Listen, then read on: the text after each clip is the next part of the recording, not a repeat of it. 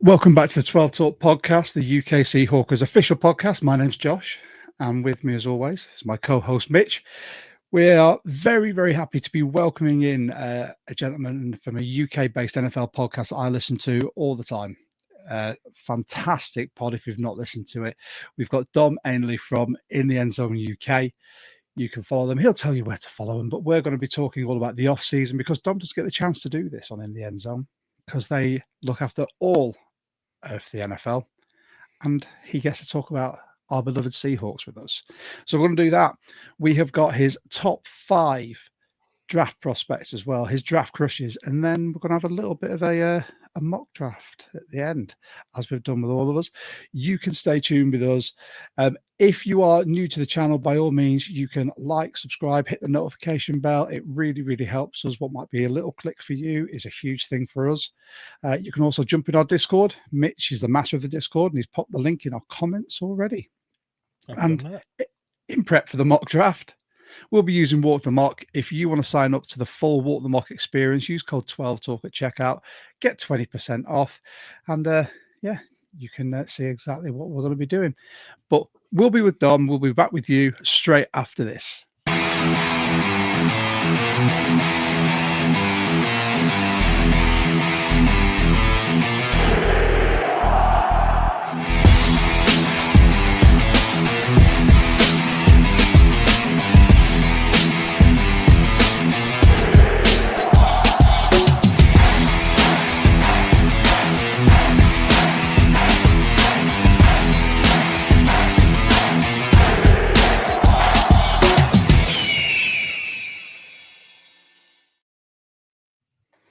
Here we are with our special guest, Dom. Dom, how's it going, dude? What is happening, guys? How are you? Yeah, absolutely brilliant. It's great to have you on. We've been conversing over social media for ages. You and I are just trying to get this organised. And what better time than now? No, thanks for having me. I really appreciate you getting me on the pod. It is it's a luxury for me to be talking straight Seahawks because I don't get the chance. I get immediately booed off as soon as I start to mention it around Big Dave and Lil Camo, Titan and Packers fans. They just they shut me down. But I'm here to talk to you guys all about these Hawks. You haven't got to worry anything about that with us, mate. We will be all Seahawks, all about this. And before we sort of venture further down the Seahawks rabbit hole, obviously we're going to talk about the offseason and get your view on this because it's something you must be dying to talk about. So much has happened, yeah. So much to talk about. So before we do that, do you want to tell everyone who's watching, tuning in on audios, where they can find you? Sure. I mean, it's super simple for us. We are In the End Zone UK-based NFL podcast. Follow us on Instagram or X. It's at In the End Zone UK. We are all over Spotify, Apple Music, generally anywhere you get your podcasts. We don't tend to video our stuff. We just put audio out. It's kind of a luxury for me to come on a pod and have people who are organized enough to look at a camera and wear nice kits. you just basically what you're doing, the looks, the percentage wise just gone up. Because with me and Mitch, people probably get a bit bored. Whereas when there's a rose between two thorns, it's a bit of eye candy for people. People get bored of our mugs. That's what it is. I see. Well, look, this is the first time live on camera for me for a podcast, so I'll try and keep myself from sneezing or doing anything weird. We've had worse, mate. Don't worry about it. It's absolutely fine. Yeah, I'll test that. Excellent. Lots of editing for me. Oh, look at you. You got the stash cup as well. I know, check this out. They're not wearing trousers. Be careful. See, we have our prototype hat. I like it. Which I is want one. Well, where can I buy one? Do you sell them yet? Not yet. Give us time. Mitch is in the post. Well, I like it. I like it as well. So. I'd like one of those as well. There you go. I'll sort you out. Cross promo. There you go. We'll trade them off. So before we start, I just want to give a shout out to the UK Seahawkers. Obviously, we are the UK Seahawkers official podcast. We're very proud to be the UK Seahawkers official podcast. If you'd like to become a UK Seahawker, as Dom, you a UK Seahawker? Do you know what? I'm not. I want to become one as well. There we go. Perfect. So this is right up your alley. Mitch and I are paid up members, but it's £12 for an individual, £20 for a family of 4 in the same house. Bargain. If you're out, exactly. And I Bargain. like it's £12 only. You get access to our meetups, which we'll talk about very shortly. You get access to a 10% discount at the pro shop. You can be put into multiple raffles and prize draws there. You can be eligible for game day field passes as well if you get yourself out to Seattle. And each year you get some amazing stash. Look at that. So we always get a patch, which I still need to sew onto my jacket, ready for our meetup next month. This year we've got some coasters. You get your wristband, and you also get your lovely membership card. This is Mitch's. So for anyone who doesn't know Mitch's full name, there you go. Bloody hell, mate! You exposed me there. That's it. Sorry, Stalkers. mate, sorry. Stalkers welcome. And this year's national meetup is in Glasgow. So it's at Admiral Woods, 3rd of May. So Mitch and I are going to be there from the 2nd, and then traveling home very groggy on the 4th. But it's going to be an amazing time. You can still get tickets, I believe. It's £5 per person if you're a paid up UK Seahawker. Get yourselves out there. Come and meet us. Come and meet other people within our Discord and our listeners and watchers and UK12s, because it's nice for us all to get together. As Dom's finding out, he gets to talk Seahawks with other UK Seahawks fans. And why not do it in person? That's the dream. And You just sold and me on sync it. a pint. So there you go. Yeah. Exactly. Sick of pint. And there's always Fireball on the go. And this is some of their beautiful faces from the last meetup in Newark.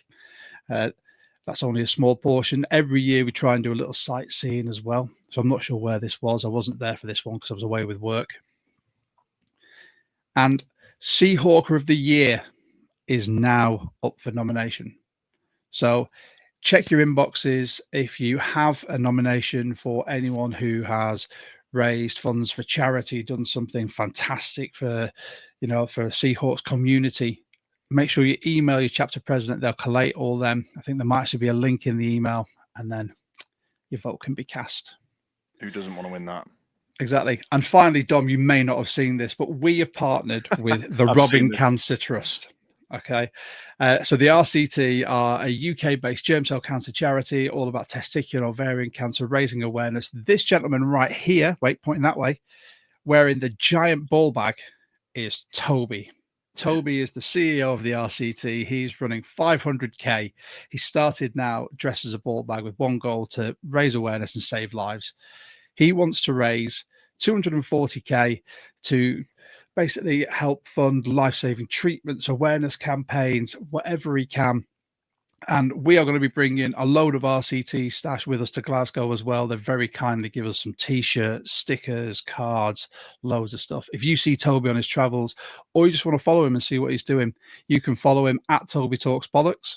You can just search for the hashtag Talking Bollocks or hashtag Not Overreacting to keep up to date with the RCT. There we go. Sorry, we like to shout that out every single time. It's a very worthy cause, and to watch somebody run around dressed as a ball bag is extra fun, isn't it? I watched a video of Toby the other day, and he was being interviewed by BBC Essex, and they were asking him, they were like, how heavy is it? He was like, you know what? It's one of the lightest ball bags I've ever felt. And I was like, it's airy. Yeah, but yeah, it's fantastic cause. It's one of those where we had to support them. So shall we start talking about some Seahawks, Dom? Please. That's all I want to do. Lots of stuff's happened. Just to start with, give us a broad overview as to how you think this off-season's been. So initially I was in crisis mode. I'm not going to lie. I really was shocked by what happened at the start of the season. Some people might say they saw it coming. I genuinely didn't. There was the trade rumors that came out about DK. I mean, they've been coming out for a long time, but I always sort of poo-pooed that stuff and was like, he's going nowhere. I think, why would you let a receiver of his caliber, of his age, of his physical dominance go? And, you're wearing those rose-tinted glasses as a Seahawks fan, of course. DK's top 5 receivers if we had a good offensive line and all this kind of stuff. I've said it before, but I was gassing a few people up too. but I really didn't honestly think that we would have pulled the trigger to trade him. I really didn't think we would. I actually thought there was more chance of Gino going than DK. Weirdly, I just thought as soon as Pete Carroll came back into the league, I did have that sort of sniff that the Raiders might be after him. I thought that it wouldn't necessarily be the worst move for the Seahawks, but yeah. So losing Gino initially was losing DK initially was like, ouch. I've got a couple of DK jerseys, so fortunately Darnold's come in with number 14. I might actually just have to plaster his name on the back and still get some usage out of them. I'm pretty sure you can just buy nameplates. You might have to import it from the US, but it's cheaper than buying a jersey. Hey, sustainability. Exactly. Yeah, exactly. So yeah, I think for me it was the DK going to the Steelers, which I thought was a bad move. Ultimately, I didn't think it was a good spot for him. Obviously, we decided where to trade him, but I don't see the value for him as a player there. And then Gino going immediately after, like so quickly. I was grieving from Tyler Lockett, for heaven's sake. Like I was like, Lockett goes, he doesn't get his flowers because DK comes in, and that kind of summed everything up. It kind of summed DK up a little bit. Diva steals the spotlight, whether it's his fault or not, but Tyler deserved his day. We addressed this, and I think the leak and everything came from more his agent than him directly. I know it wouldn't have been him, but it's just the aura of DK. Because we said this, and I said, how awful is that one of your best friends, your mentors in the league, has just been traded away, an absolute legend, and you go, oh yes, but look at this. Ignore your day in the sun where the Seahawks are putting all the social media posts out about how amazing they are and thank you, and then it's over DK news. Yeah, and if any Seahawk deserved it, Tyler's one of them. Like he has been just a stand-up, amazing player, guy, cornerstone of the locker room for such a long time. Yeah, I was gutted about him leaving, and I wanted him to leave, as harsh as that is, because his cap hit. It was just not something that you could justify. I wanted him to leave, even though I love him, but it was just abolished by DK and then Gino straight after as well. Like it was like a triple whammy, left, right, good night, we're done. And from then everything has got more positive in my eyes. Just saying, like it was a downer. I grieved for about 48 hours. I got back on the horse, and I feel good about it, to be honest. And I know that some people maybe do or don't. And there was those speculations about who do we pick up? Do we try and go cheap? Do we try to go Justin Fields? Do we just get somebody low level and really hit it with our first pick in the draft? But Donald had a solid year last year. And he's been in bad situations or, backup situations for a while. And there's no reason why he can't light it up. There was a reason why he was a first rounder back in the day. He will have only got better, and he has only got better. And that season with the Vikings last year was phenomenal. And I know he's got Justin Jefferson and he's got Hockenson and Addison and all the sons. But, it's, I'm optimistic about Darnold. I really am. Yeah, I for some reason my mind got me onto the Justin Fields hype train, and I was firmly on the anyone but Aaron Rodgers train because I can't stand that man. I am on record on this podcast, in our Discord, on social media, just calling him a poison. Yeah, he's got to that point in his career where his self-importance is unmatched. He lords it over everyone, doesn't he? Massively. And it's still looking like he might be going to the Steelers. Yeah, which whatever. Do you know, and I can't remember who someone said this, where DK put it out there that he wanted to go somewhere with a stable QB scenario. So John Schneider went, just go the Steelers. They haven't got one. If you want to get out there, fine. The last 7 or 8 years, yeah. I think with the context of what happened almost immediately afterwards as well with Gino's situation, when DK said that about the QB situation, I think almost certainly Gino had already said that he wouldn't be, the first offer wasn't anywhere close to what he wanted, or negotiations weren't going to proceed. So I think almost that DK comment was in relation to a situation with Gino that we didn't know at that point. If you know what I mean, because if you think about the duration of Gino's contract, even if he hadn't had an extension this year, he was still QB1, 3 years behind him. Either way, he was established as QB1 on the roster. That's not unstable. Other than his age, you couldn't really look at that and say it's unstable. So I think not unless you knew something else. Yeah, so I think actually that part of the context rings true. The thing about the climate that he wanted to go to was kind of everyone would prefer it, but I don't think it's your decision-making thing. I do think he'd have preferred to go to a contender, a genuine contender, because I don't think the Steelers are there. They haven't got a QB, so he didn't get that wish. He didn't get the climate wish, but his thing about the QB situation did ring true in the end, and I think he was clued up about that not happening. Yeah, for sure.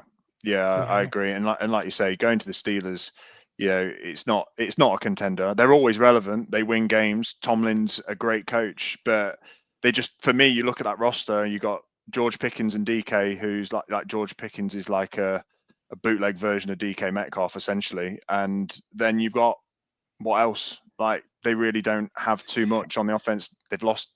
I mean, no running back to speak of. Their offensive line's okay, but I'm not impressed by it. Freiermuth, average. They've now just got, and I put this on our TikTok, the most volatile wide receiver room in the league. Put them on. There's gonna be some fisticuffs. Honestly, I can't get my head around it because I'm looking at it going, in what world, as a coach, do you go, do you know what would be really good? Having George Pickens, the man who became a meme on draft night for standing in front of his TV with the weirdest body posture I've ever seen, wearing a balaclava, who is now known for just, I don't like swearing on this pod, but S-housery. I'll put it in our Discord enough. And then you've got DK, who is renowned for being a hothead, gives away penalties. He's a big guy. He's not a threat. He's not afraid to throw it down with people. And I'm just thinking, why do you think that's a recipe for success? I think if you look back as well at the players on the Seahawks roster that DK's been closest with, Tyler, Bobby, Russ, you look at these characters that he's vibed with and got on with well in rosters. They're always the yin to his yang. They are calm, cool, collected, softly spoken. That is not Pickens. So I do think that's going to be a really interesting dynamic. Does that get the better out of him? Does that competitive thing, fighting for wide receiver one with a similar hot-headed, warm-blooded sort of wide receiver, is that good for him? Does that get him to the level that we always felt like he had, that he never really unlocked? Or does that just create this storm that he loses, or one of them loses face in, or that's going to be fascinating because he's not had that. I wonder if there's a betting pool for how quick the first fight between them is going to be in training camp. Someone's throwing a punch, but my money's on DK. To be fair, he's absolute animal. But I don't know. I think Pickens has got crackhead energy. I think it's one of those who he'd take the punch and he'd come back up like the Undertaker. Like the Undertaker, yeah, and just be like, "And what, mate?" Yeah. Well, yeah. Less about DK. Oh, sorry. Good luck to him. Good luck to him. Tyler Lockett, he was released, and as was just discussed in our comments, Tyler is still a free agent, so who knows? But okay, can I ask that question? Yeah, Mitch or Josh, do you say who knows? Do you see Tyler coming back? I don't. I'd like it on a reduced deal, obviously, but I just don't see it. I don't see it. Vet minimum, providing he knew what his role was as sort of fourth, fifth choice wide receiver, if we didn't pick up anyone of note in the draft. And obviously this is something we'll discuss. Yeah. But apart from that, no, I've got to a point now where I don't foresee him joining up with Pete Carroll in the City of Sin. Okay. Purely because he's a devout Christian, and why would you want to go somewhere with that much temptation? Plus, Pete hasn't, in my opinion, done a lot with that franchise since joining it. The draft might be different, but Tyler won't be Okay. back for me, and I'll tell you why I think that is. If you watch the pod with, I can't remember the name of the pod, it's eluding me, but with Marshawn and Get got. what's his name? Get got. Yeah, thank you. Okay, Yeah, cool. if you watched that and the bits DK said about the plans up for game day and the plays that they wanted to run because of weaknesses they'd seen in the secondaries and stuff, they were providing that for the first 6 weeks of the season to Grubb, and they weren't getting called. They there was no point in them even providing that info or making those suggestions because it was falling on deaf ears, or he wanted to do his own stuff. But when they talked about it, I really got the opinion that both of them were just fed up of or didn't adjust to the new regime because it wasn't accepted. Not accepting is probably the wrong word, but it wasn't as it didn't allow them to have that benefit of being veterans and contributing, and they've suddenly felt like they're not listening to us anymore, and that the idea the idea that DK put across was that Tyler basically just didn't throw in the towel, but he was just like kind of done with this version of the Seahawks. So I think the players that have come into it and are getting used to Mike Mack and the new coaching staff, I don't think that's going to be an ongoing problem. But I think for the people that were in the previous regime, certainly on offense, I think they will struggle to feel the same way in this system. Yeah, I would say I agree. I think that if anything, Pete Carroll's a great coach, clearly has been. But I feel like if anything, Pete instills a particular mantra into players that they get on board with. It resonates with them. They have to like almost abide by. And that there's only very few players that were left under that regime of Pete. And I think that Tyler's one of those. And I think if you've got somebody who comes in like Mike Mack, who's got new ideas, obviously. A carousel potentially of offensive coordinators. Hopefully, Clint is gonna stop that. But I think that's a way in which you can kind of get past that. Like if as a vet player, you're going to be. I don't want to have to adjust my game to match this new way of thinking, this new way of building respect. They've earned that, and I think that maybe when you get to that. He's been a Seahawk for 10 plus years, 11 years. Like he probably didn't want to have to put that effort in, like not effort because he's a stand-up player, but it's an adjustment. Yeah, that adjustment. It's just like, let me do me. If you don't like what I bring to the table, then maybe it's time to part. And I think that ultimately, his role last year just showed that his production, his usage was just, not there. And yeah, I'd like to see Tyler back as a Seahawk, but equally, I don't think it would be the best thing for the team either. I really don't. I don't It's think one of the those. role's there for him anymore. Yeah, I think your heart tells you want Tyler back, but your head tells you if we're playing a majority 2 wide receiver sets, we're more likely to not carry anywhere. It's unlikely we'll carry anywhere near the amount of wide receivers on this roster this year as last year. There'll be more tight ends. We'll draft one. We'll run with 4 or 5, I think, on the roster.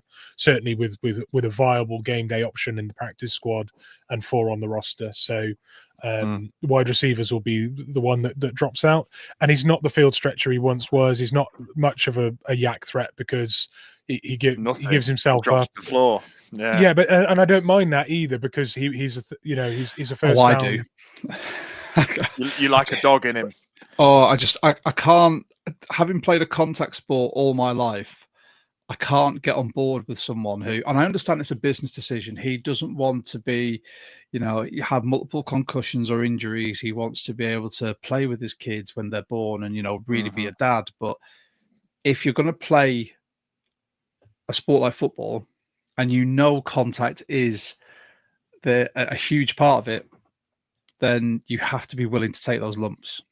Yeah, for sure. I mean, I played rugby for 12 years. It's not built. I think if you do that, it's not built into you to certainly not playing rugby to give yourself up. Mitch, I agree. I understand Tyler's decision to do that. And I guess when I watched it, I didn't mind it. But what that takes away from winning, I guess, ultimately, or giving yourself that extra chance to win is, what if you break that tackle? What if you bounce off, and you take it to the house?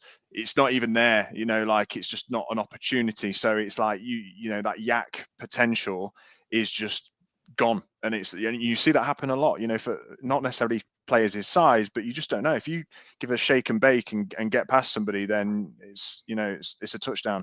So I don't like that either. Like, essentially, I understand from Tyler's perspective, but I don't like it. It doesn't give you more chance to win. It gives you far less. It lowers the ceiling each play, doesn't it? I mean, that's the thing. And we used him to churn out first downs. He's got an incredible set of hands. His route running is as good as anyone in the league. Like, he'll get open, and body control, everything. He's got all of those things. But when he had all of those things, he was lightning quick. He was a yak threat. He was a deep threat. We were regularly hitting him with that. That was when he was worth the cap hit that we were staring down the barrel of paying this year. With those things removed, the ceiling's lower. It didn't make sense to keep him, and I think anyone looking at him in free agency will be very strongly considering the fact that that ceiling has dropped because of those factors. So I think that's probably why it's still on the market. The way he gets on a roster, I think, is when you get to camp and someone's wide receiver 2 gets injured. Who's available? Lockett's been super reliable for 9 years in the league. That's my guy. He gets himself 8-9 million. Job done. Yeah, that's how it happens for me. So he's going to Kansas when Xavier Worthy gets injured or arrested again. Shall we talk about a new wide receiver? Someone Please. that Mitch and I have had these conversations over our little WhatsApp group and on the Discord. Cooper Kupp. Now, I really like this signing, and I know there was all over toxic Seahawks Twitter. People were going, "Why have we signed him? We've already got JSN." Rah, rah, rah. And now I've got a thought as to how we're going to play. But Dom, I want to get your thoughts on this signing and how you think it's going to play out for the season. I thought you were going to say, let's talk about Marquez Valdes-Scantling. I'm joking. Him as well. I'm joking. Obviously, the sort of big sign for us was Cooper Kupp, and I love this personally, right? I love it because of what I believe Cooper Kupp can be, right? But I'm so totally, and this is like, I don't usually sit on a fence. I'm usually very opinionated, but I'm kind of sat on the fence with this Cooper Kupp signing just because I genuinely don't know what version we're going to get of him. If we get a Cooper Kupp that is akin to 2-3 years ago, he says he's healthy as he's been for a long time. We all say that, don't we? But let's fingers crossed that he is. I'm well past that.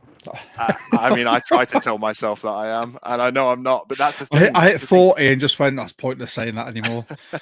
You can trick yourself though, and maybe Cooper Kupp is trying to trick himself into thinking that he's as healthy as he's ever been. His game has never been that top end speed. He is incredibly intellectual as a football player. As a wide receiver, he is a quarterback's best friend. Donald needs that. Like, that is something that Donald definitely needs. And I think with JSN, his season last year, I know it wasn't like absolutely lights out, but it did something to me. It made me go, thank goodness, this pick was worth it. And I believe he will continue to grow. And I just think throwing him in with Cooper Kupp and then being able to bounce off each other, share knowledge, share how they get open. They're very similar types of players. And that's maybe the worry, but at the same time, in Clint's new offense, they're both going to complement each other. And JSN can play outside the numbers. Cooper Kupp can play outside the numbers. We've seen him go to the house in LA too many times for my liking over the last few years. But I think it's a good move, because ultimately with the receivers that were out there and that were left on the board in free agency, I'd have taken him ahead of anybody else that was available at that time. I still would now, and I think that we've gone out there and said, he's not our DK replacement, by the way. There are people out there who are saying, oh, you've swapped DK for... No, we haven't. We haven't swapped DK for Cooper Kupp. He's our Tyler Lockett replacement, ultimately. He's not DK's replacement. DK's replacement is going to have to come either this year in the draft, or we've got to do something slightly different, and we will be in this Clint Kubiak offense. That's why I joked about Marquez Valdes-Scantling. Is ultimately he brings the two-dimensional role that DK. I'm not saying DK is two-dimensional, but that is ultimately what DK would have done in Clint Kubiak's offense. Would be, he runs go routes on a play action when you're not expecting it. that can be done by somebody who's got some speed. I would like to see us actually go out, and we'll maybe talk about this. I'd like to see somebody go out and get somebody who's faster than Marquez Valdes-Scantling, because he's old now. I want top end speed, because we're going to need that ultimately with JSN and Cooper Kupp. But going back to Cooper Kupp, I like it. I think it will serve us good for. I think it's a one season thing, and unless he can hold on to some fountain of youth, but it will help us through next season, and we do need that for Sam Darnold. Yeah. So I having sort of taken a step back on this and read a lot of the analysis on it and looked at sort of Kubiak's system, who we've got in the building at the moment, who we could draft. I genuinely see the thought process of building this new team with Kubiak as being a run heavy, short distance possession offense where we keep hold of the ball for as long as physically possible, and having a defense that is just going to strangle and suffocate the opposition. Agreed. So it'll be, we may not score many points, but you're going to score less. And when you look at time and possession, we're going to be 65%, if not more. I think that's where they're looking at. When you have two, in inverted commas, slot receivers, short and intermediate routes, not going to be taking the top off anyone. But then when defenses do start coming in, you get your MVS, or if we do draft someone that can take the top off as well. I think that's what it's going to be. You're going to see heavy usage from K9, from Charbonnet, hopefully Kenny McIntosh. If we drafted another running back, who knows? And then this defense is just going to keep building from last year. And I think that's the game plan. That's where I think Mike McDonald's calculated team building ethos is going to start coming in and going, this is the blueprint of what I want my team to be. I want it to be incredibly difficult to play. I want us to frustrate defenses by just having possession over and over again. 4-yard gains are fine by me. Yeah, for sure. You know? And I mean, I agree entirely. That's the kind of football that, obviously I got into the Seahawks in like 2011, just before Legion of Boom started to develop, and essentially just before we got good. Glory supporter, somebody could call me, but equally that's why I got into it. I just love the defensive side of the ball. Obviously I love offense too, but if I played American football, I'd love to be a linebacker or safety. That's where I'd want to be. And I think that style for me is, yeah, fine. Complimentary offensive football, when you're dropping 60-yard bombs, is great fun. But watching a defense really shut people down, hit hard, that's what I want to see. And Mike McDonald has got that skill set to bring to the table to just make our defense be suffocating, like you say, strangling. And also for me, going back to like off-season talk, if you look at the players that we lost this year, I am not bothered about a single one that we lost. Stone Forsyth, Trey Brown, Pharaoh Brown, Laken Tomlinson, Artie Burns, like none of those to me are like, oh no, we're in trouble. Let them go, bring in some new help that's going to increase our chance of like essentially having a better defense. I'm so glad that we kept Ernest Jones. I think he is a phenomenal player, but I think that we need like a enforcer on the defense. We need somebody who's really going to like set a tone. We missed that. We've got a bunch of players that can play like smart, technical, and they need to in Mike McDonald's defense. But I need a bully in there, and I don't feel like we've got one aside from maybe in the trenches. Leonard Williams, obviously an animal, but we need somebody who's going to fly Lawrence around now as well. Oh yeah, and him. Very happy about that signing, by the way. Mm-hmm. Yeah, I think we paid him a bit too much money, if I'm honest, but at the same time, happy. I'm happy about it. Like his contract was big for somebody who's 32, 33. Yeah. But I think if you take away the injury from last year before that, and the year before that, he's a top 10. If you go PFF, top 5 pass rusher. So yeah, I think I'm super happy about DeMarcus. That's the thing. I think Mike McDonald has gone, I'll trade some stuff off offense, build it into the defense, get some vets in that know what they're doing. Lawrence isn't going to be in there every snap. He's just going to be feasting on quarterbacks when we want him to, and we're just going to be a pain for teams. My feeling about our defense last year is that once we got rid of Baker and Dodson, we essentially had we assembled the engine, right? It works. It doesn't necessarily purr, but it's put together. It's fit for purpose. It's efficient. It works. We need to use this off season to strap a turbo on it. It's missing that little ingredient just to really make it sing, and you're going to get that with an X Factor player. DeMarcus Lawrence could be that, but I still think we'll see a marquee pickup in the draft that he thinks is going to be that mobile chess piece or that X Factor player, whether that's an edge rusher, whether it's a linebacker that you can move around and disguise, whether it's a certain safety that I know you want to talk about. We're on the same page here, Mitch. Yeah. I know. I just think that little bit to just put the spark into it is going to really turn something that is efficient into something that can be devastating and game changing. So that's how I feel about the defense. Going quickly back to Cooper Kupp, I wasn't pleased at first because I felt like JSN had broken out, and that was his position by right.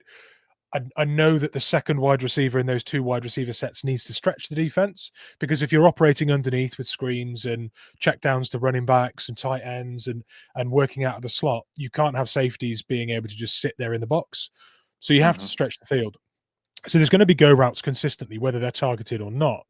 You can't ignore Valdez-Scantling if he's constantly a threat, deep. So they have to factor that in, and if they do factor that in and cover it, you're going to get more success underneath.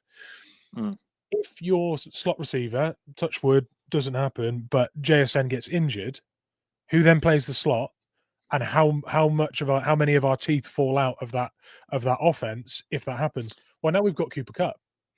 And also, if you're running those screens and you're playing underneath, you're also going to need wide receivers and tight ends to seal people off and block up.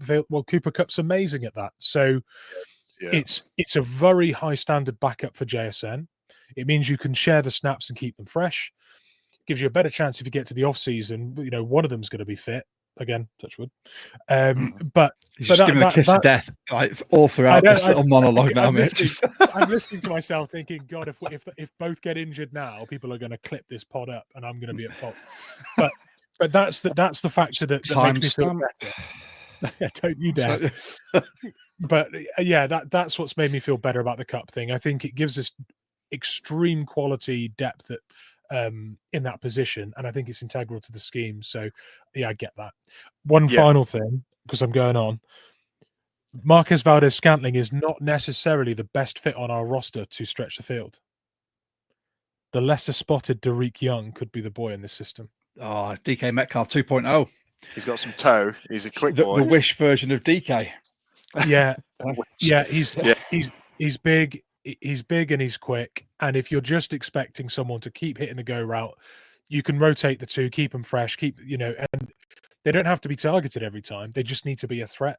So I think Derek Young could do that. And if he does a good job with the chance he gets, Valdez out, extend Derek on like a vet minimum, and anyone we pick up in the draft. So I think we are fit for purpose with those weapons. I think we need a tight end, a proper receiving tight end to get the best out of Barner as well. But I'm quite comfortable with the D and the offense with the toolbox we've built, to be honest. Yeah, I am too. Do you know what else we could do? We could pick someone up in the draft, which makes that a perfect segue to start talking about Dom's draft crushes, because we've spent nearly 40 minutes talking about the state of the Seahawks, and I you know what, I'm pleased because I could see Dom's been itching listening to like in the End Zone pod every time he gets to Seahawks. Like, having seen all of Dom's pictures on socials, he's always got a Seahawks jersey on, and every time you listen to it, he talks Seahawks, and it is like the smallest snippet. And I know in the background, he's like, I've got so much more to say. You're welcome on to talk Seahawks with us anytime. But thank you. Let's talk about your draft crushes. This is where I sort of sit back and let you talk the majority to our draft guru, Mitch. But you can start with whoever you like. You've sent us the list already. But for anyone watching and anyone listening, just kick it off, mate. Who have you got? Who are your draft crushes? And by all means, you can put some context around these. I will.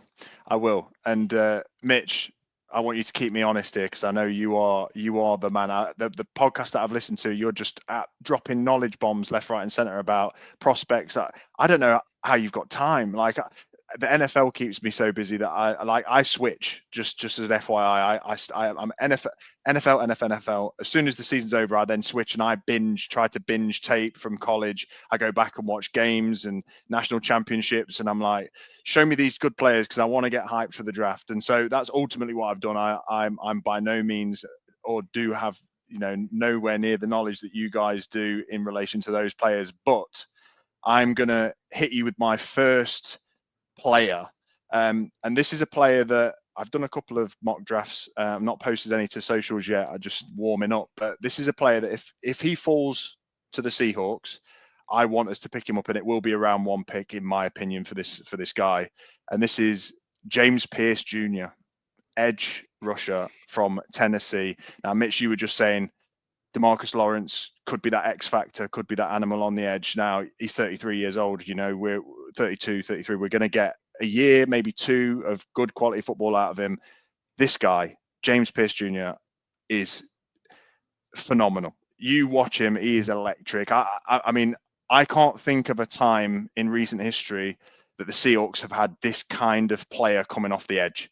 I think that if you look at his tape from last year, he is a top tier prospect. He's first team All SEC. I think in the last 2 years, he's had 17.5 sacks between 2 seasons. I think him, with Mike McDonald scheming him into our defense, somebody's going to get free. You're going to have to double Leonard Williams. You're going to have to double Byron Murphy. You're going to have to double him. You've got Lawrence. If we pick him in the draft this year, you've got so much to worry about. And then, the second sort of tier boy, MFA, there's so much to play with.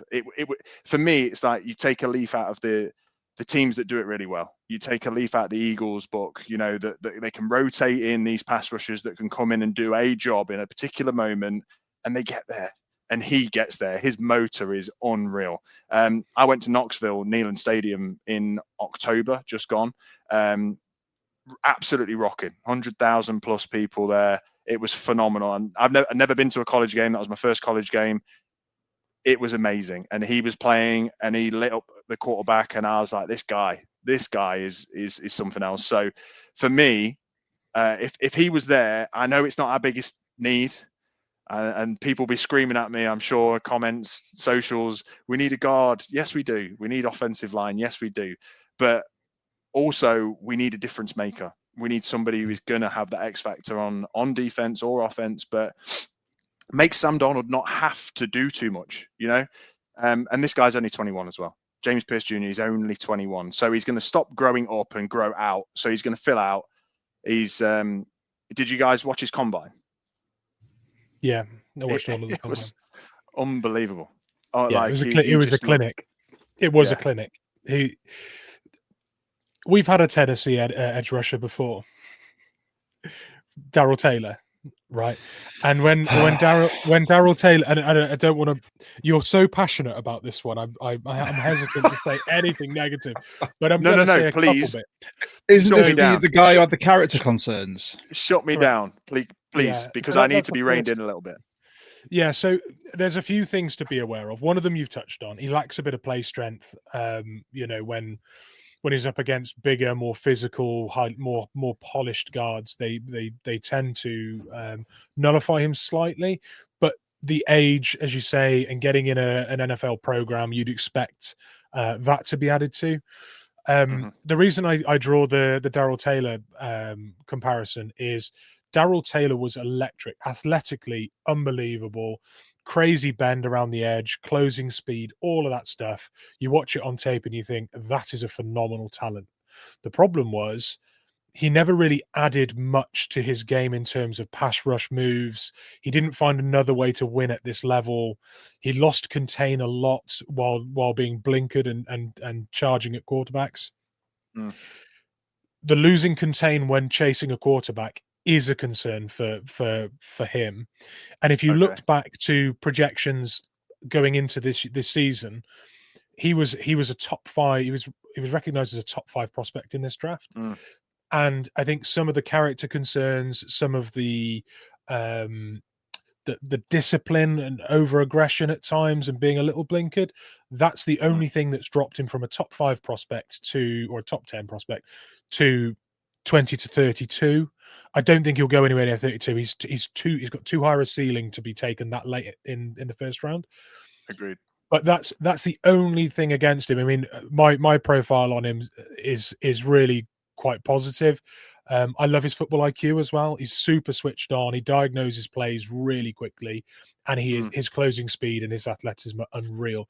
So if he can work on keeping contain, which we've got with Nwosu, we've got with Hall, we've got with Maffei as well, those guys all do it really well. There were times when we had edge rushers where we thought, if this is a run, it's going for 15 yards because it's Darryl Taylor on the left. So that I don't want to go back to, because I feel like that's improved massively with the personnel we've got on the edge. That's the only thing I can say. But you're absolutely right. He's electric, and if he reaches his potential, he's exactly what we talked about prior. So I take your point. Yeah. Great. Who's your next one? There you go. Dom's not going to want to come back on now. Just paid in his Mr. Chips straight away. No, I like it, but he's really lyrical with a positive. Yeah, I had to just caveat that with a little just bit. Mitch, the great leveler. Hey, look, if you've listened to In the End Zone UK, you know I'm used to getting shot down by Big Dave and Little Camo most weeks. So it's all good. And like, I like to see both sides of the coin. You know, I follow Tennessee more than most because I've been to Tennessee a few times, and I love it there. But I think, yeah, if he's there at 18, for me, I'd be looking at him going, that's a lot of player. That's a lot of player. That's a lot of player. It is. For sure. Speaking of a lot of player, this guy, again, I'm going defense. Nick Amanwari, safety, South Carolina. It's a pod favorite. Yeah, I know. And I was hesitant to do that because he's a pod favorite, but I just want to say he lights people up. His tape is great fun to watch. Everything that you want to sort of strike fear into an offense. Running backs won't want to run at him. Tight ends won't want to get clattered by him. He's so fast. He's ready to drop the hammer. I'm going to say it, and I don't know, forgive me if you guys are, but I'm not hugely high on Kobe Bryant. Do we have major fans in the room? Me and you, my friend. Yes, I wasn't high on him as a cornerback because he lacks the elite athleticism to be a cornerback and to catch up with those wide receivers that will just blow past him. As a safety, I think he's better suited because he's very cerebral, but I think he's physically limited in what he can do. Good, because I've got nothing against Kobe. I'm just saying he's just good. And he's like on that edge of just good. He's good, but he's just good. And I don't think there's room for a player in our team, certainly on our defense, that is just good. And it doesn't mean that we have to get rid of him. You know, Mike Mack loves to play 3 safeties at times. Not saying he has to go anywhere. I'm just saying, why not go get a special player to make more of an impact? He can also give linebackers some help because at the moment, Ernest Jones, he's a slimmer linebacker. You know, he's probably going to struggle to really drop the boom, which is what we need. And also, this guy knows where the ball is. Like, he's had picks, a couple of pick sixes. If that ball lands in his hands, Lord help you trying to tackle it off him. He runs a 430. What was it? 438? 40? Yeah, it was 100 dirty. kilograms. It was crazy. Here's where I am. I agree with your point about Kobe. 100 kilograms, 438 though. I'm 100 kilograms and I can run a 438, but that's 4 minutes. 38 seconds. That's a wobble. That's not a run. Here's my take.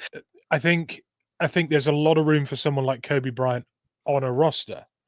I don't think you want to be looking at Kobe as a starting caliber. Well, starting caliber, I think, is where he is. I don't think he is your X factor player. And if you're trying to insert a player to be that spark, I don't necessarily want it to be at the cost of snaps for a Maffei or a Hall or a Leonard Williams or Devin Witherspoon or someone like that. There are players where we are better than average. If you can put a player in there to be the X factor, that is a dramatic upgrade. and you've used that space on the field to create that spark. And I think that gives you, rather than like an X factor player over a very good player, that is the spot I would choose to improve. And Emanori is a hammer, and he's also a no-fly zone. Is it seven? I think it was seven interceptions. It was a lot. Six last season. Yeah, so that's another thing in a defense where you're trying to disguise things, drop people into coverage, bring them up to the box, sew them into a blitz. Like, he'll do all of those things, so he enables the scheme, and we're going to see more of that defensive playbook this year. That excites me more than anything. We're going to get to page 2 of that defense, which is going to have more of the trickery. Yes, well, that's a guy who enables a lot of that playbook. Yes, for sure, and that sort of like that brings me on to my sort of second part. I'm not going to go too heavy into this, but I understand that we've got some needs, and Amanwari is an amazing prospect, and if we don't go there, I still think Malachi Starks, I need to give like an honourable mention, because when you just say that we're going to open that playbook, we're going to get into some schemes on defense that require players that can do a little bit of everything. This Malachi Starks out of Georgia, he's probably going to be, fall a little bit lower than Emanwari. If he's anywhere near where we can maybe try and trade up into the top of the second to get him, if we don't take Emanwari, that is somebody who I'm also high on. I think I'm not adding this to my 5, but I'm just saying as a bonus round, he could be the versatile DB that we know Mike Mack likes, and I actually love him as well after watching his tape. He's not quite Emanwari, he's not going to set that tone, but he's damn good. So if we don't go there, maybe Malachi Starks might be available for us a little bit further down. Regular viewer and Discord member Gary agrees. Just before you mentioned Starks, he thinks Starks may be a better safety, to be honest. Cheers, Gary. Yeah. So Gary's always in the comments, and if anyone else wants to comment on any of these, by all means do. I'll try and throw them up. You don't need to put a super chat. We don't have that facility yet, and even if we did, we'd still put your comments up anyway. But yeah, go on, Dom. Oh, yeah. I'm not sure who had something to say then. I was just going to add caveat and just say, where do you see Starks going in this draft? Because again, at the beginning of the season, he was very much seen as safety 1 in this draft, and was a nailed on first rounder. And for me, he's still got huge potential and starting quality already, but I don't think he's going in first round. He might. Well, you tell me. Question over to you. Yeah, exactly, Mitch. And so I've sort of based this like prediction on him not necessarily going in the first. I would struggle to take Malachi Starks in the first round. If if Emanwari went at like 10, for example, and then it was Starks at 18, I wouldn't take him. As the Seahawks, it wouldn't cross my mind. There'll be better prospects available. If we love trading down, I don't like to see it, but if we sort of traded down to like 25, something like that, and he was there, maybe. But where I see him going, I don't think he'll get past the 42nd pick, but I think he's it'll top be 50. around that. I think he's top 50 for me. Yeah, for sure. And that's what I'm saying, is that if we go somewhere else, screaming needs for offensive linemen, maybe, not necessarily a need for an edge rush, but if there's somebody there that you think can't pass that guy up, if we can trade up, from like the lower end of the second round into sort of like the 45 mark, and he's still there, take him, because he's a huge upgrade again on Kobe, unfortunately. Fair enough. Who's your next one? Next one for me is, I feel like if you take the last 2 players that I spoke about and merge them together, he's like a hybrid of the 2. He's like a love child between James Pierce and Emanwari, and it's Jihad Campbell, linebacker from Alabama. Yeah, this is interesting. So there's some reasons behind it, Mitch, and please let me know if you don't agree. But when I look at this guy, I feel exactly like that. He's a specimen. He's got great athleticism.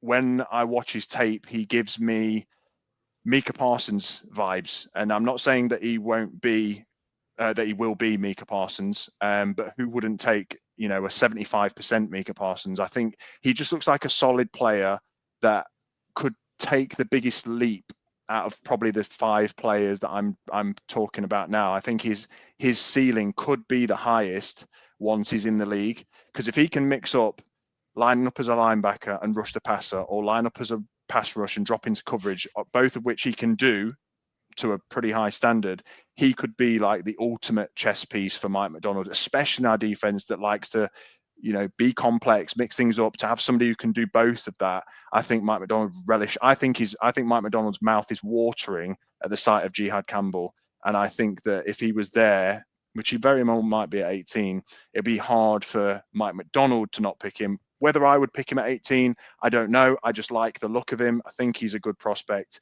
I mean, 117 tackles last year, 5 sacks. I think he had around 12 tackles for loss, a couple of forced fumbles, a couple of interceptions. Like, the guy can do everything. So to have that kind of a player, I would love to watch somebody like that. If I'd buy his jersey if he came to Seahawks. Interesting. I really like the player. I think the biggest knock on Jihad Campbell is that Jalen Walker exists, and I think if Jalen, like, I prefer, as a prospect, I prefer Jalen Walker, but I would not be disappointed in any way if we picked up Jihad Campbell. And the ceiling's crazy. He's one of the clutchiest players you'll ever watch. When your team needs something, he just seems to be the guy.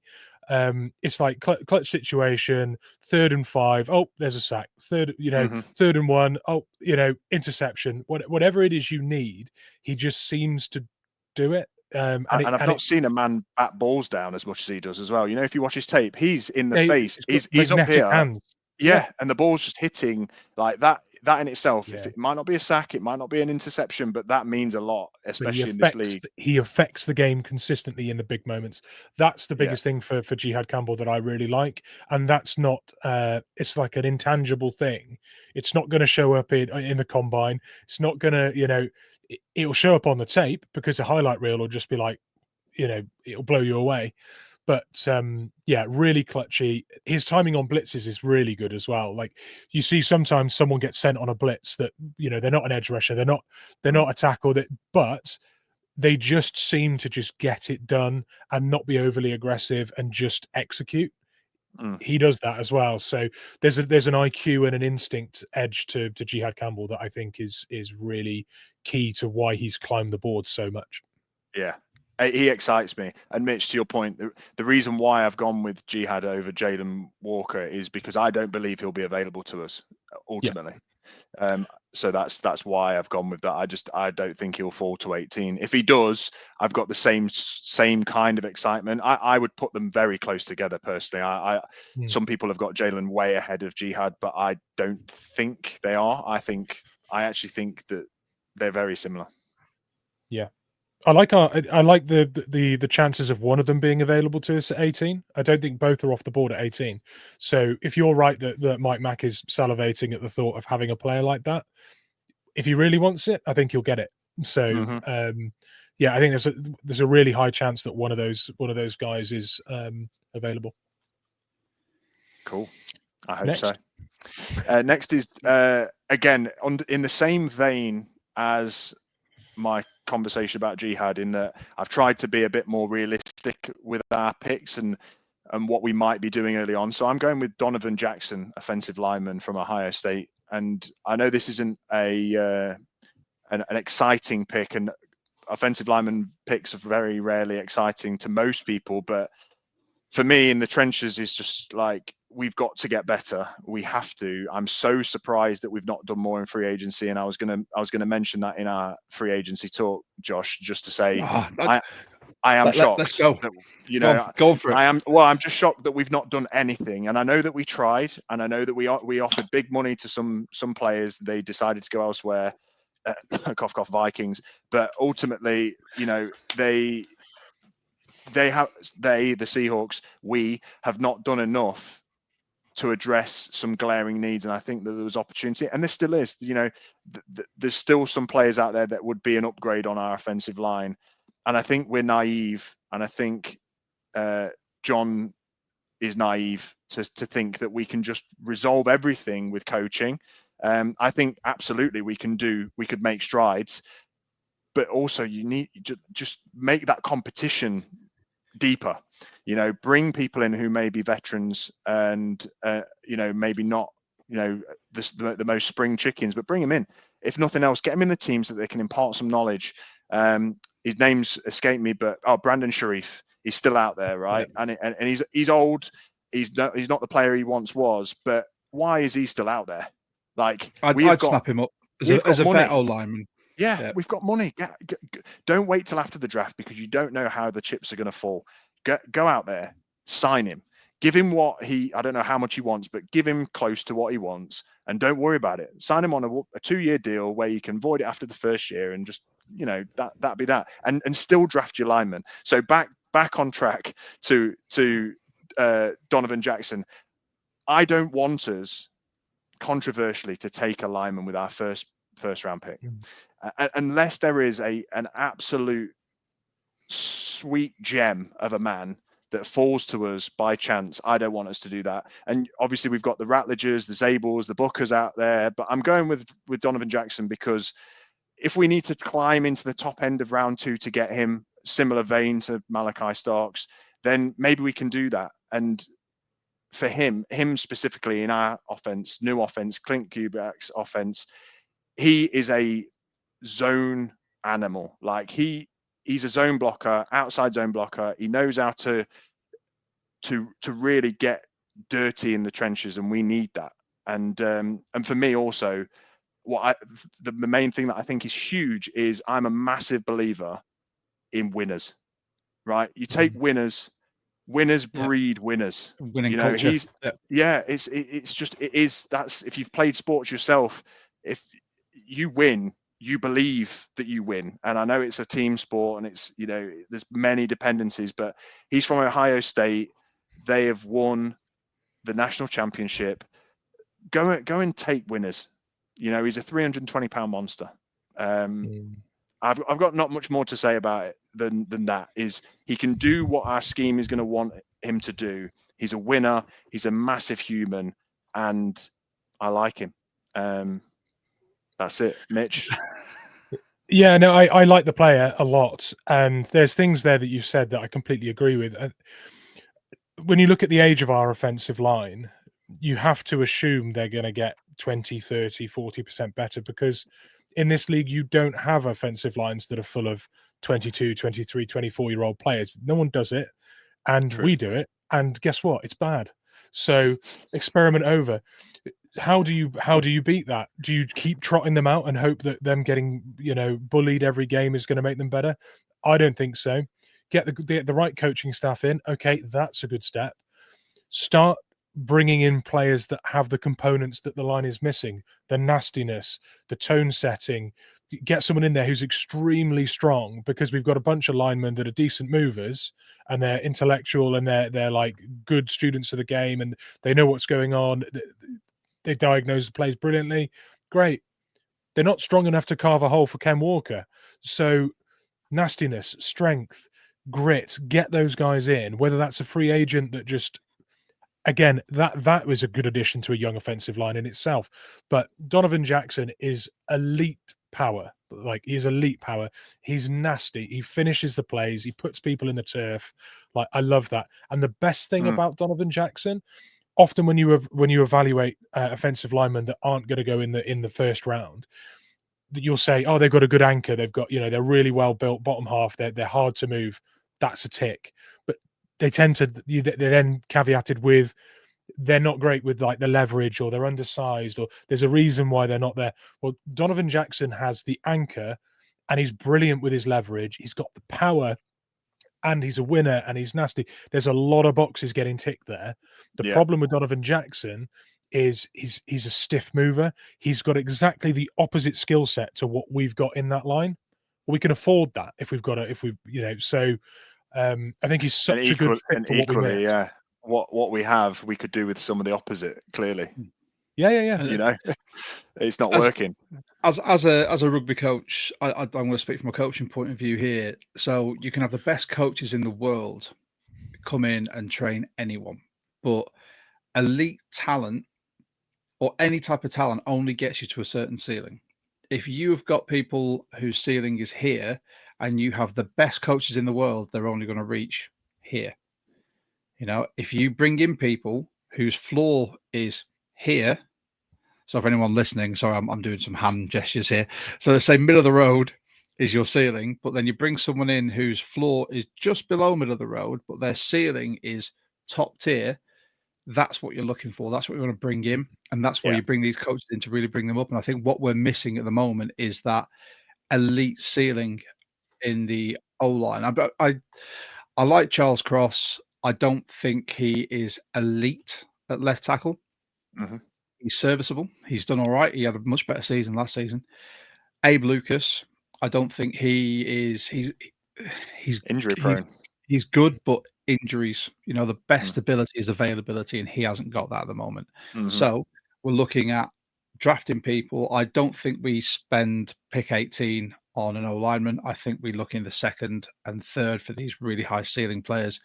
But I agree with you. I think we just do need to start getting better. And we need to bring in winners, people from a winning culture, winning colleges, and then we can start growing more of a winning culture on that O-line rather than culture. Let's just try and stop them desperately. People in there that are going to be like, I know I can stop them. I'm going to plant my face in the dirt. Yeah, you're an edge rusher. Oh, you're going to try bull rush me? Not a chance, mate. Mm-hmm. You got a cheeky spin move and a bit of speed? No, exactly. Yeah, he can play tackle because he moved across and played tackle after some injuries, and I think he played tackle in the championship game. He didn't allow a sack. He didn't allow a sack at tackle, and he was moved there to cover and played there in the hardest games of their season in the postseason. Didn't allow a sack, so there's versatility. For anyone listening to the pod rather than watching, when Josh was talking there, just imagine an episode of The Sopranos, and you basically you'll know about all the hands. Yeah, there was so much of this. Hey. And now you might as well be watching. Tommy DeVito in there. That's it. Yeah, that's it. Okay, cool. Last player, is it? I think it's my last one. Fifth. You've got a running back, but I think I do have a running back. And so speaking of, I'm not saying that we take this guy. I don't think we will. And as you can see, I'm wearing K9. We call him Big Kenny on the in the End Zone UK podcast. I'm wearing a Kenneth Walker jersey, but I'm a huge fan of Kenneth Walker. But I'm just not a huge fan of him and his aversion to playing a full season. So I think that we do need to take a running back in this draft. I think that we do need to take one that's not too far down so that you end up missing on all of the hugely talented players that are in this draft. Like this running back draft class is phenomenal. So why not just take one? You don't have to take one the first pick. You don't have to take one the second or even third or maybe fourth, but take one somewhere around there and go and get somebody who can complement us. I'm a huge Charbonnet fan, just FYI, but I don't think he fits our new scheme as much. So I don't know how that looks for us, but I am a huge K9 fan. And I do think that he will have his best season that he's had for us this year, as long as he stays healthy. But that is a huge caveat. So my fifth is Amarian Hampton from North Carolina. I mean, he is a beast. This is just pure name dropping, but like when Derrick Henry was coming out of college, I was screaming at people as to like, I wanted the Seahawks to take him. I was telling my friends, oh, have you seen this guy? And they're like, no. And I'm like, this guy will wreck people for the next 5 to 10 years. Maybe not 10 because he's running back, but I had faith that this guy would run people over for a very long time. Amarian Hampton feels very similar. His size, speed, strength, quickness, he runs aggressively. He's a tone setter on offense. I just think that that's something that we now lack on offense. If I look at our offense now, it's very nicey. Sam Darnold's not going to give you any shit. JSN's not going to give you any shit. Cooper Kupp's just going to do his job. We need somebody who's going to hit you in the face on the way to the end zone and smile at you whilst doing it. And I think that Amarian Hampton is that guy. Now, I don't, Mitch, I don't think that we should use the draft capital that it would take to obtain him, but I just kind of just want to throw those flowers out and just say watching him is phenomenal. And I would be so happy if he was in our team. Again, I don't know if he's a particular scheme fit, but I just think 30 touchdowns in the last 2 years, he finds the end zone. I love him. And I love him because I think he will be an amazing running back in this league. I think he will just dominate. I'm going to, before Mitch comes in with his analysis, Mitch mentioned this man on a much earlier pod, so he is a fan as a change of pace back to K9. I see Charbonnet being the change of pace, the downhill, hit the A-gap runner, but that's not what the scheme's going to be. I think Kenny McIntosh is a better scheme fit for this. I'm a massive Kenny McIntosh fan. I can't. Yeah, I know. Yeah, but Mitch is also an Amorian Hampton fan. So, Mitch, take it away. Yeah, like you, Dom, I like the player. I don't think we're investing the kind of capital that you're going to need to invest to get him where you need, where he's going to go. So I don't see this is certainly not a prediction from me either. But as a prospect, I admire what he does. He's a punishing back with elite burst speed, but not great top end speed. And he suits a gap power scheme. So there is some compatibility with us. But he'll be a force in this league. He'll make it as wide receiver, running back one on a roster within the next 2 to 3 years. And you're right. I just love the grit. He's always falling forward. He's always landing one on someone. And it's just great to watch a punishing running back, especially when you get to the fourth quarter. And if you're trying to hold on to the ball, that is a nightmare for anyone in quarter four, chasing the game, and he's just churning out 4-yard runs through your face every time. And I love watching that. So same. Really good. The only thing I will say, one of my comps for him is Zach Charbonnet, in the respect that he seeks the contact. He's got great contact balance, above average receiver that runs serviceable routes, is good getting up and being involved blocking in screenplay and things like that. His blocking is phenomenal. His blocking is phenomenal. He pancakes people. Like, I know, it's absolute body bag when you go anywhere near him. Yeah, it's really fun to watch. And I think the thing that I really like about it is, technically, he's not a good blocker, but the energy and enthusiasm and aggression that he puts into it is formidable, and I love that. Yes. So I think there's room for that to be polished up and be really, really good at it, because if he gets the technique added to that, he's a factor even when he's not got the ball in his hands. So I love the prospect. I just don't see it happening for us, because I don't think although we've said, we're not going to take a running back in the second round, and then did it 2 years in a row. So what do we really know here? Hey, look, if we could get him in the second round, I would certainly not be averse to it. But again, we're picking twice. Yeah, we'd have to move up though. I can't see. I'm going to be watching the draft, and when he goes off the board, whoever he goes to, I'm going to be like, damn, like that's just not because we didn't get him. It'll just be like, damn, like he's going to be a force for you, whoever you are, whoever's lucky enough to land him. Because I heard, I can't remember what podcast it was, but it might have been Daniel Jeremiah, but somebody said that he's worth taking just for his pass blocking. Like if you forget his running back ability, he's worth taking because he gives you that extra like protection. And from a Seahawks perspective, we've just spoke about the O-line. Like for me, even if somebody leaks through, at least you got him absolutely flat packing you. Like it's a good safety net. Yeah. So I like it. Amorian Hampton, and then as a poor man's version, I've gone Cam Scatterbo. I like him. He's not the same. I love version. His highlights.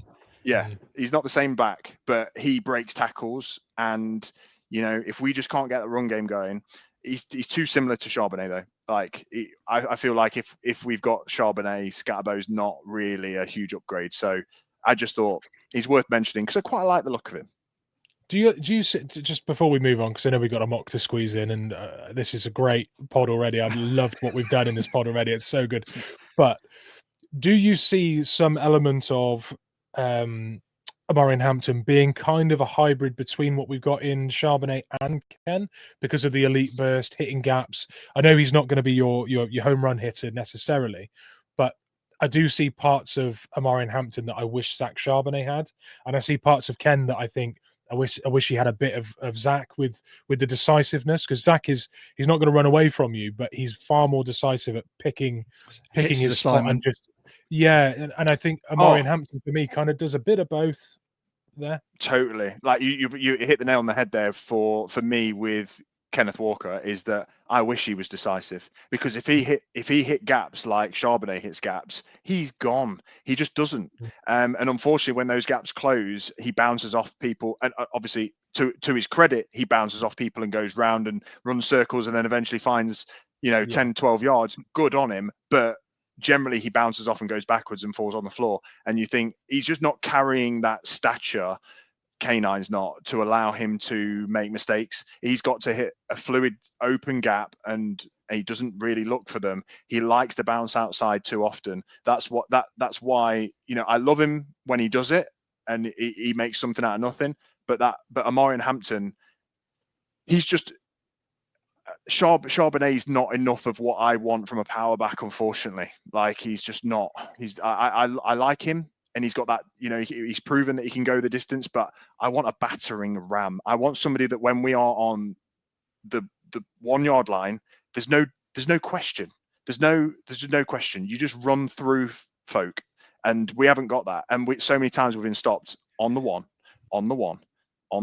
and then you have to throw it, and Gino throws a pick six, and it's like, come on. Because if the Seahawks had a high-profile situation where they only needed 1 yard and they had a running back that always runs it into the end zone, you wouldn't think of throwing it, would you? Not a chance. Of course not. As if that would ever happen. I can feel the PTSD coming on. Please stop. My heart. To say I can't take any more of that. Right, before we move on, because we are a community podcast, we're by 12s, 4-12s, with 12s. I'm going to get through to some comments before we whiz on to our mock draft. But beforehand, for anyone tuning in, thank you so much. Don't forget to like, subscribe, hit the notification bell, share us. That really helps the channel grow. If you can share us with your mum, your nan, your dad, your cousin, your friends. There you go. Gary said, don't forget to hit that like button, guys. There you go. You can tell he's been a guest host, can't you? He's all over this. Yeah. But we really enjoyed speaking to all of you live as well. And any of you who want to join the Discord as well, you can. Mitch has just popped the link in there. Don't worry, we'll get Dom in there as well for a bit of a In the End Zone UK representation. We don't need the other guys. They're not Seahawks fans. No, they're not. No, just me, guys. Please, I'm happy to come back and talk Seahawks for as long as possible. This has been great. Right, at any time. Right, let's get through. I've flagged a couple because there's been multiple comments from multiple people, but I want to get through to these ones quickly. So, Maxim Uzreldas, I hope I've got that right. Are we winning 10 games this season? Is this for me to answer, or is this for us all to answer? We can all answer, but guess first, always. Yes, we are winning 10 games this season. Yes, we are. Absolutely. I don't see why. I think our ceiling's higher than it was. As long as we make the right moves in the draft, I think we win. There's some games that we should have won last year that were just bad luck, and I think the teams in our division, certainly the Niners, have got worse, and it just gives us more chance. So yeah, we're winning 10 games this year. Perfect. It's the weakest strength of schedule we've had in 5 years, apparently. So thank the Lord. And we got a decent amount of wins last year in a transitional year with all new coaches and everything. So I can't look past 10 wins. Agreed. Quick one from Gary. DeMarcus Lawrence, a great mentor for the young players as well. Yep, I'd love to see him working with your Derek Halls and whatnot, just to sort of really work on their pass rush, and even your boy Marfe's there. And whoever else we may draft. But let's see what comes up in the mock coming up. Jonas, one of our resident German Seahawkers, who's in here. Hello.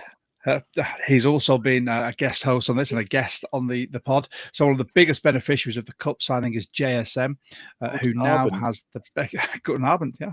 So good. Who now has the best mentor he can ask for because they're so similar. A lot of people in LA were praising Cooper for his teaching skills, and that's something that's been echoed on a lot of interviews as well. Yeah, we said that, didn't we, at the start? I think it's going to be amazing for JSN. He's already, in my opinion, elite or on his way to being elite. If he can get some of that Cooper Cup knowledge, it's untapped potential. Exactly. And we've got Yannick who's come in and said, I hope for a one-day deal so Tyler can retire as a Seahawk, but the departure now makes sense for me. Same for everyone. If he doesn't get picked up in free agency with the family, and I think the baby on the way, the fact he's got his real estate business because he is the nominated realtor for the Seahawks now. If he chose to retire, we brought him back on a one-day deal, let him retire as a Seahawk, I would not be mad at that. I don't think anyone would be. It's going to happen. I think no matter where he goes, he retires as a Seahawk. So yeah, for sure. And then we've got one more from Jonas. Dom, if the Seahawks do stick at 18, who would you run to the podium for if he falls? Who would I run to the podium for? Tough one, this. I think I'd be running to the podium for. Do you think Ashton Genty could fall to 18? No. Doesn't get past the Cowboys, and I think he's off the board when the Raiders pick. But I can't see it. But if it did happen, are you running to that podium? Maybe not. Just after everything we've just said, considering the depth of the running backs, I'm probably not. You're probably right, Mitch. You've reined me in yet again. I'd be running to the podium for maybe Jalen Walker. Like, I think he maybe just slightly edges Jihad Campbell out. Like I said that I had them close, but I think Jalen Walker's an even bigger potential. So I think if he was there, you get everything that I mentioned about Jihad Campbell, but you get it in Jalen Walker. So and there's potential, I think, Mitch, that he could maybe fall to 18. So I'd run to the podium for that.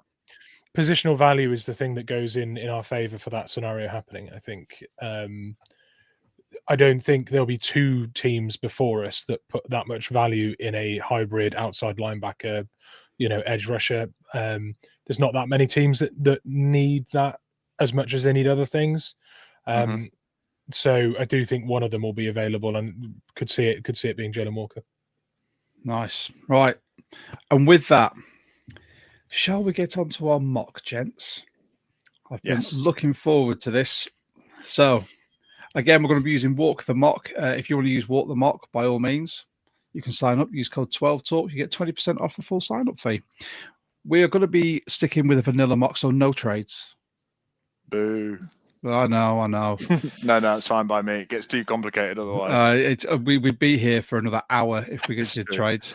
It's true. So let's do a default ranking because we've not done our own rankings yet. And let's get started. So, your boy James Pierce Jr. went at 10. We get to test how sincere it was now. Is he running?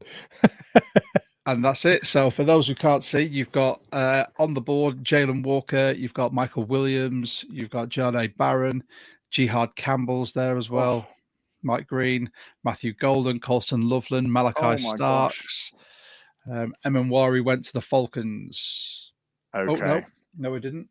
I should put my glasses on. Emenwari might still actually be there.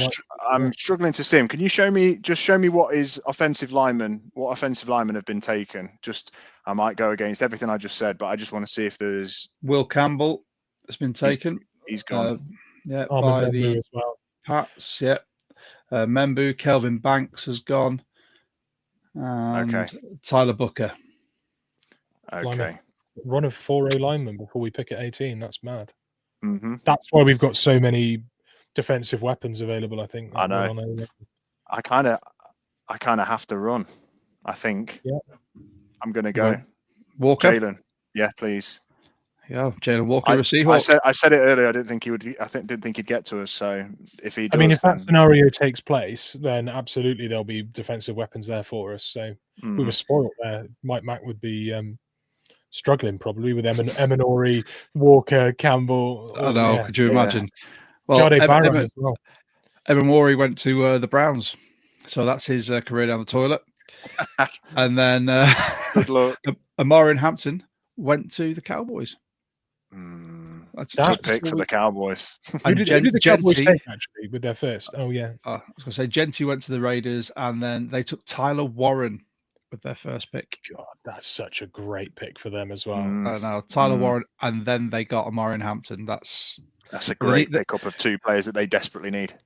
Yeah. Well, they need something to to shadow Dak's deficiencies, don't they? They do. Although they've now just got Joe Milton, haven't they? Just do you know what? Just a quick one. Are we on the clock here, or are we okay? Because just a quick one. Right. I was going to say what I kind of wanted to happen.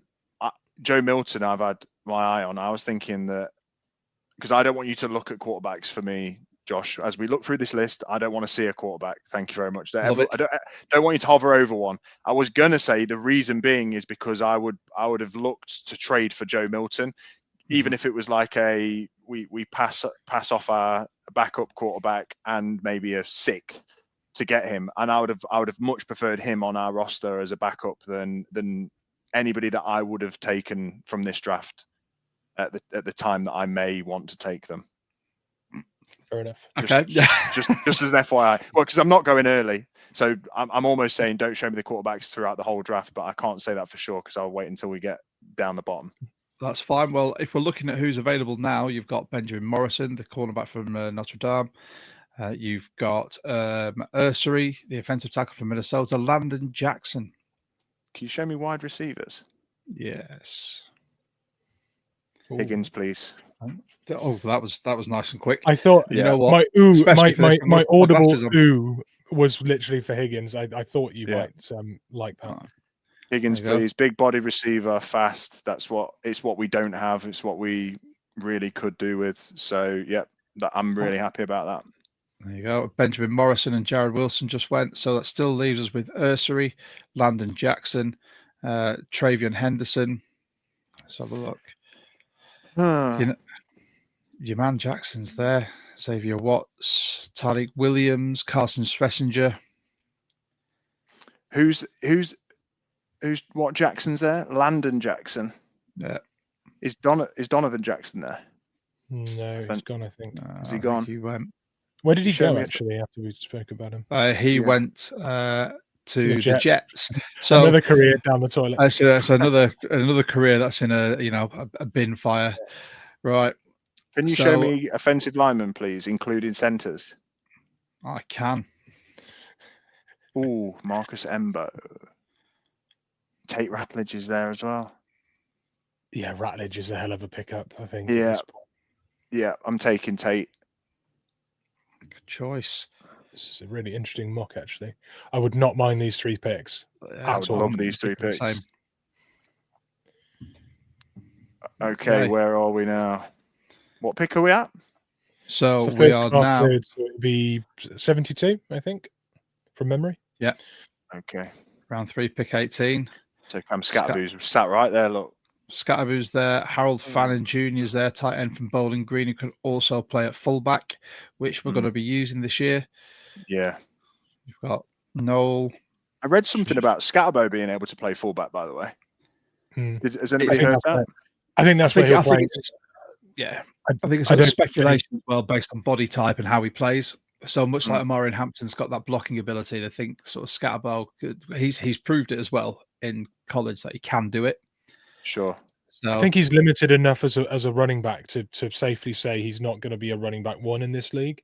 But if you were to use him as an offensive weapon, like a utility piece, and like a get use check type, and get big plays out of him, I think that is where his value is at the next level. So I'm thinking a little bit like that in our scheme. But can you, before I do, could you show me corners? I can show you corners. Boom. Cornerback Jacob Parrish. This is the bit of the pod where I always liken it to Countdown and asking for consonants and vowels. Yeah. Cornerbacks, please, Carol. Yeah, I will. Jacob Parrish is a decent spot right there. Safeties? Free and strong. Makuba's quite good, you know. No, I'm going to go back to. Sorry, I'd be no good on the clock. Don't worry about it. It's fine. I think show me offensive lineman again. Is Wilson there? Center. Potential double dip. No. It's deep. No. Defensive Wilson's line. Oh, it's gone. defensive line and O-line. Oh, sorry, O-line. Sorry. So did I say defensive lineman? Oh, no. No, we had it Sorry. highlighted, so some of those results were. Okay. No, I think I might have to. Maybe I go Scatterbo, just because I've spoke about him. I had him on my list. It'll Maybe be it's a bit early the for him. first guest to take him, so it makes for an interesting mark. I can't wait to put all these out on socials. I'll be tagging you in this. I feel like he might still be there with the next pick, though. I'm going to go. I'm going to go corner. Parrish. There you go, Jacob Parrish. You are a Seahawk, right? And we're back on the clock. So he's gone. Scabo went to the Chargers, and as they've just jettisoned both of their running backs, I think that's something they need. Again, you've still got Harold Fannin there. You've got Shamar Turner, Jalen Royals. You've got Cal Kennard. Yeah, I like him a lot. Who else we got? Norman Lott, Makuba, Joshua Farmer, Will Howard's there. Can you show me offensive lineman again, please? I can. Child, Miles Fraser. No, I don't like any of these. Chris Lunt, No. I know, was someone that we've brought in for, or bringing in for a top 30 visit, but that's still too rich for my blood if you're going to take him here. Yeah, it's reachy at this point for some of these, I think. It is, yeah, definitely. I think we go to defensive line. D-line and edge. Yeah. I mean, Cal Kennard's, I like him. I'm going to take him. Yeah, like that. Yes. There you go. Cal Kennard, you're a Seahawk. And here we go into the Mitch, I might need you soon because we're in no man's land for me. Okay. I mean, you've touched on a lot of needs. Let's just recalibrate. Like we've got offensive line once, right? D line once. Do you want me to recap who we've taken? Yeah, go for it. So we've got Jalen Walker, linebacker from Georgia. Then we went Jaden Higgins, wide receiver from Iowa State. Tate Ratledge. I'm so happy about those first guard three picks. From Georgia. Jacob Parrish, cornerback from Kansas State. And then Cal Kennard, edge from South Carolina. So I need to go back in. We're feeling tight end at this point, right? I was going to say I need to go back in, and it's either another lineman or tight end, depending on what's there. So Miles Fraser, Josh Gray, Conyers, Colby, Brenningstool. I feel like the linemen have been pillaged in this mock. Yeah, but they've run on them early has meant that well dried up pretty quick, didn't it? Yeah, it has, because I thought there'd be a couple that would be still on the way down. Okay, let's go for a tight end. Mitch, what tight end is available I've got a favourite in Luke Lachey, but I don't. Is Iowa tight end Luke Lachey on the board? Yeah, he is. Yeah, so I mean, I wouldn't necessarily take him. When's our next pick after this? What number are we on? So this is round 4, pick 35. Then we're round 5, pick 34. I think Luke Lachey round 5 is a great pickup. So that would be my thinking there. I'd be thinking we can get Luke Lachey from tight end U from Iowa, and maybe look edge maybe try and pick up the remaining edge talent here, and then tight end. Baron Sorrell's interesting, but not safeties. Can I just see them as well? Yeah, just see what's there now. Oh, yeah, we've got Sanka as well. Jalen Reed. Jalen Reed is another one I really like. Jalen Reed's all right. Slam dunk Malachi Moore. Okay, there we go. I'm going with Mitch on this. Yeah, I think Malachi Moore. Malachi Moore it is. I think that's a great slam dunk there. Like that really adds to that safety room for me. I think that's great pickup. Right, again, Josh, it might have been able to get him in the next round, but yeah, tight end. Right, tight end. Yeah, let's. Oh, there's your boy. Did you? Yeah. However, Did we take a running back or no? No, not yet. Let's go back to that run. I just saw Trevor Etienne. Trevor Etienne's there, yeah. Jacques Hunter, who we've had in on visits Hunter's as pretty well. good. Scroll down, see if there's anybody that's also. Taj Brooks is fun. If you're looking for a hammer, down after down, Taj Brooks is your boy as well.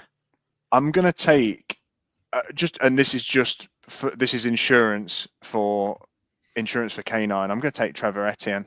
I just think that there's some DNA in there that I like Travis. I think he's good. There's a pedigree there, isn't there? So. Yeah, there's a pedigree that's fallen too far from me. We are back on the clock again, and you've still got Chris Lunt, which also then means Luke Lockie's still there as well.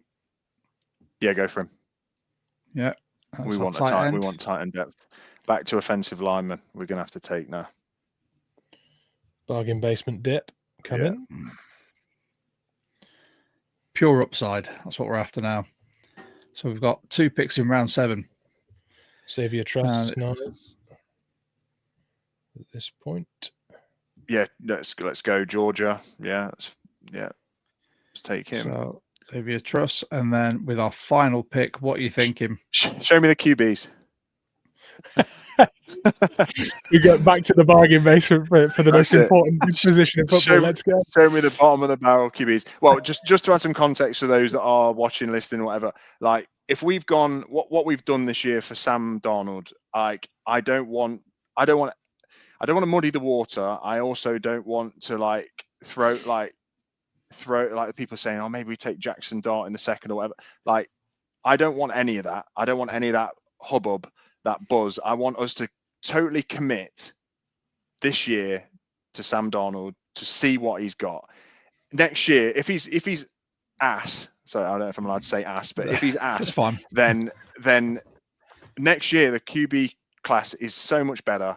We can maybe try to trade up and get somebody that we actually really want. Like, this is not the year for us to be taking a QB. Let's double down on what we've decided to do. No hedging bets here. And even if we do, then backup name escapes me. But he started all year with the Commanders the year before. Yeah, so, he's a starter. Oh, he's not a starter, but he started a full season. So if we have to go to him because Sam gets injured, at least he's got a full season under his belt. So there's no point in taking one of these. No, let's move away. Nobody's talk there. Yourself out of it. Yeah. I don't know. Any good kickers about? I'm joking. I think we probably just have to go. BPA would be. Can we do best player available? Yeah. What's that? Jaquavius Marks. Yeah. I'm not going to take him just because one. As another, I know it's another tight end, but he's a good player. I just don't know whether taking 2 tight ends is good. No, not for me. Because I actually think Fant will be okay. Well. Yeah, and we got Brady Russell as well, who did a serviceable job, who I think will get snaps at fullback as well. So there's a lot. Let's take that Florida tackle, Brandon Crenshaw Dixon. Bosh. Just because. 6'7" tackle from Florida, and there we have it. Great mock. So let's have a quick run through before we close out the show. So with pick 18, we took Jalen Walker. Sorry, that was stressful. It is, isn't it? We took Jalen Walker, linebacker from Georgia. Then we took Jaden Higgins, wide receiver from Iowa State. Tate Ratledge, interior lineman, so guard from Georgia. Then we had Jacob Parrish, cornerback from Kansas State. Kyle Kennard, edge from South Carolina. Malachi Moore, free safety from Alabama. Trevor Etienne, running back from Georgia. Luke Lockie, tight end from Iowa. Xavier Truss, interior O-lineman from Georgia. And then we had Brandon Crenshaw Dixon, offensive tackle from Florida. There's a lot of winning pedigree from programs in there. If I'm looking at how many Georgia players? 1, 2, 3, 4 Georgia players in that. And I'll tell you why it's a terrible mock, and you've done an awful job. I'll tell you why. Go on. There's not a single Michigan player in there, so we know it's not a Seahawks draft. Oh, there you go, Mitch. There's always a Michigan player in there. your hat trick would be well off the board with this, Mark, wouldn't it? It would So be. in case you don't know, Dom, Mitch has rightly predicted 2 Michigan players in the last 2 drafts for the Seahawks. He got Mike Morris, and then he got AJ Barner, and he's looking for a third. If it's going to be Michigan or not, we'll get to that when we have our one of our pods right before the draft. We are having a pre-draft party pod as well to get people on, so you're more than welcome to drop in, share a cocktail with us, tell us what you think's going to happen. We're in, right? But there you go. So that was episode 4 of Draft Crushes. Dom, thank you so much for coming on, mate. It's been a long time coming, and I really appreciate you making the time for us. Before we sign off, do you want to tell everyone where they can find you? Yes, thanks for having me. It's been great, Mitch, Josh. Appreciate it. I follow all your stuff, listen to your podcast when I'm in the gym. I love it. So thank you, and it's been good fun to actually be able to sit and talk for more than 5 minutes about Seattle Seahawks. So I'll happily do it again. But yeah, anybody who's listening can find us on Instagram at In the End Zone UK, X at In the End Zone UK. You can ask Alexa to play the most recent podcast, all that kind of jazz, if you want to get fancy. But we are on Spotify, Apple Music, Audible, all that. And yeah, please share, listen, and it's been a pleasure coming on. Absolute pleasure having you, dude. I mean, same for us. You can follow us on YouTube, Spotify, Apple, Amazon, all those podcasting bits and bobs. You can find us at 12 Talk Pod on X, Instagram. As a Facebook group you can like and follow. We're also on TikTok as well. We just really appreciate having as many people in this community as possible. You can join the Discord as well. The link is in the comments, which are down below. Dom will be getting in there. You can come and join us with a bunch of 12s from around the world. And it's always good, especially at this time, where we get some real good insight from people all across the league, all across the world, talking about the Seahawks and who we might draft. I was going to say thank you to everyone for sticking with us. It's been a long pod, but they always are when we really have a good time, let's face it. So from me, from Mitch, from Dom, should we finish with a Go Hawks? You don't get to say this on In the End Zone UK. So we finish with a Go Hawks, and then we're going to hit that outro music. So I'll do it on 3. Let's try to get on unison. Ready? 1, 2, 3. Go Hawks. Go Hawks.